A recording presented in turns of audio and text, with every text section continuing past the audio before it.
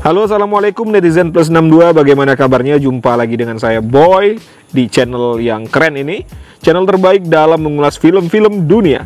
Kali ini kita akan coba rangkum sebuah film bagaimana seorang wanita baik-baik dan cantik bisa menjadi seorang psikopat yang sadis.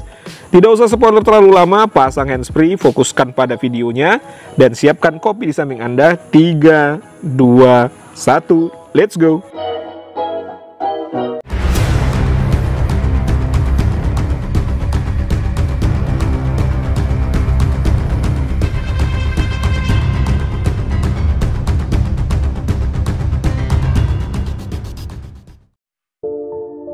Scene diawali dengan ditunjukkannya seorang pria yang seorang pendeta sedang paduan suara di depan penjara.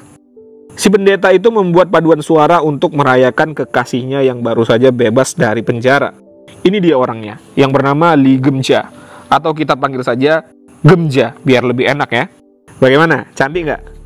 Kemudian scene mundur. Sebelum Gemja ini dipenjara, dia dituduh menculik dan membunuh seorang anak kecil dengan menggunakan bantal. Anak kecil itu bernama Wonmo. Lalu scene kembali lagi. Gemja bukannya senang dirayakan begitu hari kebebasannya tiba. Dia malah menjatuhkan hadiah pemberian dari kekasihnya ini dan meninggalkannya begitu saja. Ya, ini dia lakukan karena bukan dialah pelaku pembunuhan anak kecil yang dimaksud. Gemja udah dipenjara selama 13 tahun dan baru bebas hari ini. Jadi Gemja bermaksud untuk balas dendam dan mencari orang yang telah memfitnah dirinya, sehingga dia dijebloskan ke penjara.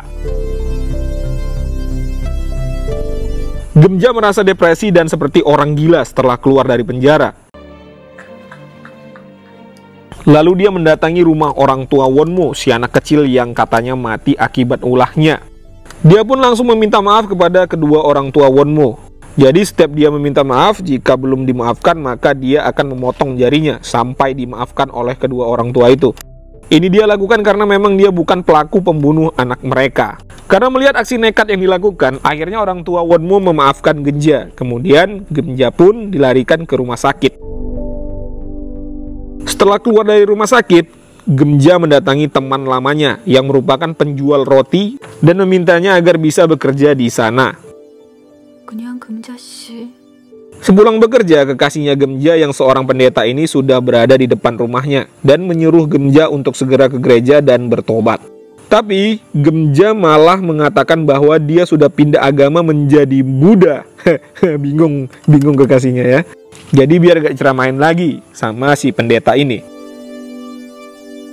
Toko roti tempat Gemja bekerja menjadi laris pelanggan karena memang Gemja ini jago membuat roti. Kemudian dia didatangi oleh seorang detektif polisi. Jadi detektif polisi ini adalah dulu yang menangani kasusnya Gemja. Tapi detektif polisi ini mengetahui bahwa bukan Gemja lah pelaku sebenarnya. Cuma belum cukup bukti untuk mengungkap siapa pelaku yang sebenarnya. Dia bermaksud mau membantu Gemja untuk menemukan si pelaku. Setelah mengumpulkan uang dari bekerja di toko roti tempat temannya itu, Gemja membeli sebuah senjata pistol yang mana rencananya digunakan untuk membunuh si pelaku yang sebenarnya jika sudah ketemu.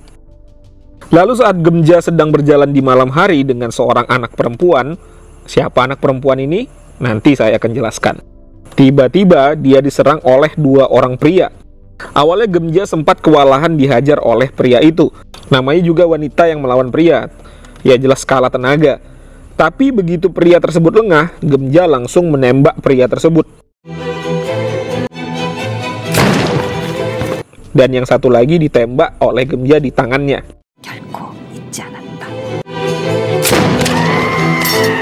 Ternyata kedua orang ini adalah suruhan orang yang membunuh Wonmo. Jadi si pembunuh Wonmo sudah mengetahui bahwa Gemja ini bebas. Takut terungkap, makanya dia berencana membunuh Gemja. Jadi anak perempuan yang sedang berjalan dengan Gemja itu adalah anak kandungnya Gemja. Di awal scene tadi diperlihatkan ada seorang bapak-bapak yang sedang menggendong anak bayi. Dan itulah dia anak yang jalan dengan Gemja ini. Jadi sekarang anak itu sudah besar. Kenapa Gemja mengaku bahwa dia adalah pembunuh Wonmo? Karena takut anaknya dibunuh oleh si pembunuh aslinya Wonmo. Jadi Gemjanya mengaku di situ teman-teman. Begitu ceritanya. Lalu Gemja mendapat informasi lokasi si pembunuh aslinya lewat orang suruhan yang tangannya berhasil dia tembak itu. Gemja langsung menuju rumah orang tersebut. Dan dia datang dalam kondisi yang tepat. Si pembunuh itu sudah dalam keadaan pingsan yang habis diracuni oleh istrinya sendiri. Jadi istrinya ini dibuat sebagai budak sama dia. Selain sebagai pembantu, dia sering dipukuli dan juga sering diperkosa oleh orang ini. Jadi kenapa saya bilang diperkosa di sini ya, karena kalau ada paksaan dalam suatu hubungan itu namanya pemerkosaan. Makanya dia meracuni orang ini. Terus apa yang terjadi? Nggak langsung dibunuh dong. Nanti kalau langsung dibunuh ceritanya habis, nggak seru ya. Gemja menyekap orang ini dan dia menemukan di handphonenya ada sebuah gantungan kunci. Jadi nggak tahu bagaimana ya, di handphone orang ini ada 4 gantungan kunci, yang berarti dia telah membunuh 4 orang anak. Apa mungkin setiap anak-anak di Korea ini dipakaikan gantungan kunci kayak kucing ya? Saya juga kurang paham. Ada yang tahu silahkan tulis di kolom komentar. Jadi intinya gantungan kunci itu ada 4, berarti dia sudah membunuh 4 orang anak. Kemudian Gemja menemui si detektif polisi yang sempat menangani kasusnya itu. Lewat gantungan kunci orang itu, dia meminta kepada detektif polisi ini untuk mencari para orang tua yang anaknya telah dibunuh oleh si psikopat gila ini. Detektif polisi itu berhasil menemukan para orang tuanya dan dibawa semua ke tempat penyekapan orang tersebut. Ternyata si psikopat ini sebelum membunuh anak-anak tersebut, dia sempat merekam. Ya nggak tahu supaya apa ya, dia memang senang sekali melihat anak-anak menangis. Ya namanya juga psikopat ya, ada jiwanya yang merasa bahagia kalau dia melihat orang-orang tersiksa. Rekaman itu pun diperlihatkan kepada orang tua 4 orang anak. Jadi ini videonya memang aslinya hitam putih, bukan saya yang buat, karena setelah ini akan ada adegan-adegan sadis dan mengerikan. Setelah menonton video anak-anak mereka sebelum dieksekusi, ada orang tua yang sempat pingsan. Ya iyalah, jelas ya, anak sendiri coy, di depan mata disiksa. Buat geram. Kemudian ini nih scene sadisnya, satu persatu bergiliran para orang tua itu dipersilahkan untuk mengeksekusi si psikopat ini. Terserah mau diapain, diiris kayak atau disayat, terserah ya. Yang penting semuanya kebagian. Kalau saya kuliti dikit-dikit ya pakai pisau silet ya.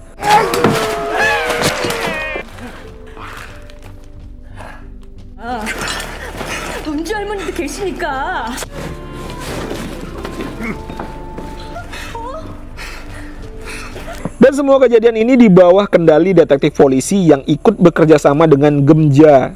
Jadi tugasnya detektif polisi ini memastikan supaya kejadian ini tidak tersebar keluar beritanya.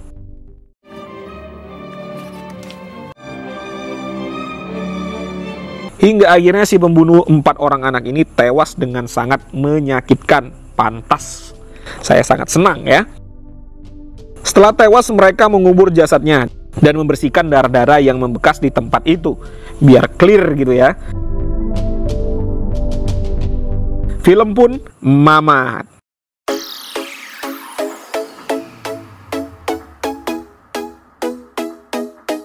Simpel filmnya ya, tapi lumayan lah untuk diikuti alur ceritanya. Sebenarnya film ini nggak simpel ya, banyak alur yang maju mundur, jadi agak sedikit membuat saya pusing. Supaya kalian tidak ikut-ikut pusing, saya persingkat aja. Jadi kan enak ya mendengar ceritanya.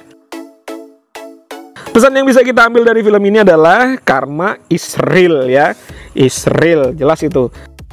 Lalu yang kedua, jangan biarkan anak-anak kalian itu sendirian. Itu bahaya ya, tetap diawasi. Jadi tetaplah berbuat baik biar kebaikan juga yang kita dapatkan. Sekian dulu, jangan lupa like dan subscribe. Jangan lupa tekan tombol lonceng sebagai pengingat kalau ada ulasan film baru ya. Makasih sudah menonton. Sampai jumpa di video-video selanjutnya. Assalamualaikum warahmatullahi wabarakatuh.